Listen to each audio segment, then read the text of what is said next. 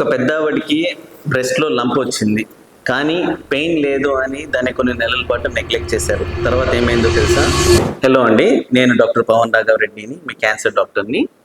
ఒక పెద్ద ఆవిడ, 60 ఏళ్ళ ఆవిడ మొన్న మా ఓపీకి వచ్చారనమాట. ఆవిడ క్యాజువల్గా ఒక 6 నెలల క్రితం స్నానం చేస్తున్నప్పుడు బ్రెస్ట్లో ఒక లంప్ ఫీల్ అయ్యారు, చాలా చిన్నగా ఉంది. పెయిన్ లేదు కదా అనేసి ఆవిడ ఇంట్లో వాళ్ళకు కూడా చెప్పుకోవడానికి మొహమాటం వేసి ఆవిడ అసలు హాస్పిటల్ కూడా రాలేదు. సో గ్రాడ్యువల్గా ఇంకా అది పెద్దగా సైజ్ ఇంక్రీజ్ అయ్యి పెయిన్ వచ్చేసరికి ఆవిడ హాస్పిటల్కి వచ్చారు. సో అందులో మేము బయాప్సీ చేస్తే క్యాన్సర్ అని తెలిసిందనమాట, బ్రెస్ట్ క్యాన్సర్ అని డయాగ్నోస్ అయింది. ఫర్దర్గా స్కాన్స్ అవి చేస్తే 3rd స్టేజ్కి వచ్చింది. సో పేషెంట్కి సర్జరీ చేసి తర్వాత కీమోథెరపీ, రేడియేషన్ ఇచ్చి పేషెంట్ ఇప్పుడు హ్యాపీగానే ఉన్నారు.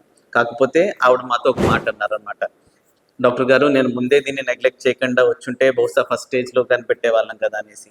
సో ఖచ్చితంగా అవునండి. సో ఫస్ట్ స్టేజ్లోనే కనిపెట్టుంటే సింపుల్ సర్జరీ తోటి ట్రీట్మెంట్ అయిపోయేది. ఇప్పుడు కీమోథెరపీ అండ్ రేడియేషన్ కూడా ఇవ్వాల్సి వచ్చింది. నేను మీ క్యాన్సర్ డాక్టర్ పవన్ రాఘవ్ రెడ్డిని. ఈ ఇన్ఫర్మేషన్ మీకు నచ్చినట్లయితే మీ ఫ్రెండ్స్ అండ్ ఫ్యామిలీతో షేర్ చేసుకోండి.